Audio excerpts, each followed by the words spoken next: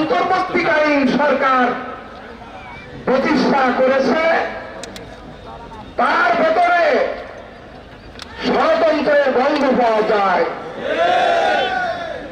এটা তো হতেই পারে যাদের যাবজ্জীবন হয়েছিল, যাদের ফাঁসির অর্ডার হয়েছিল, যাদের শত শত মামলা ছিল, সবগুলি যদি প্রত্যাহার হতে পারে তাহলে পুলিশ লাইনের ওইদিকে একটু আগেই শুনেছেন যে আজহার ভাই তার কারাগারে রাখবার কোন ভিত্তি নেই, তারপরেও তাকে কারাগারে রাখা হয়েছে। এটা কি ষড়যন্ত্র নয়? অত্যন্ত দুঃখ ভারাক্রান্ত হৃদয় নিয়ে, বুকে ব্যথা নিয়ে আজকে আমাদেরকে রাজপথে নামতে হয়েছে, দিতে হয়েছে।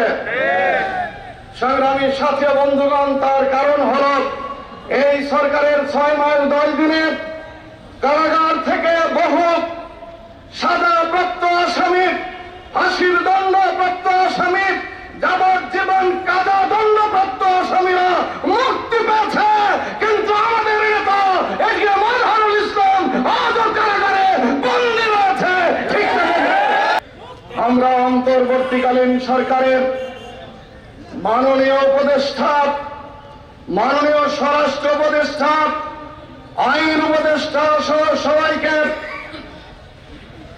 বিনয়ের সাথে জানাতে চাই, আপনারা যদি ফাঁসির দণ্ডপ্রাপ্ত আসামিদের মুক্তি দিতে পারেন, যাবজ্জীবন কারাদণ্ডপ্রাপ্ত আসামিদের মুক্তি দিতে পারেন, শত শত হাজার হাজার মামলা আপনারা বাতিল করে দিয়েছেন এই 6 মাসে।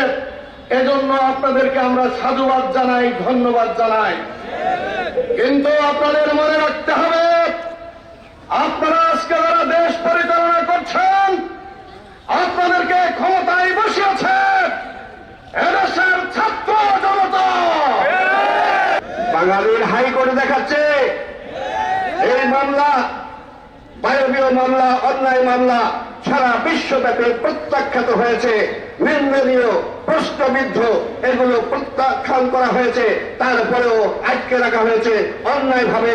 বাঙালির হাইকোর্টে দেখিয়েছে এবং বাঙালির হাইকোর্টে দেখানোর পর ওই মালিক মিয়া বুঝেছে মালিক মিয়া ওই ক্যান্সেলের ভেঙে আমরা আজহার ভাইকে নিয়ে আসবো।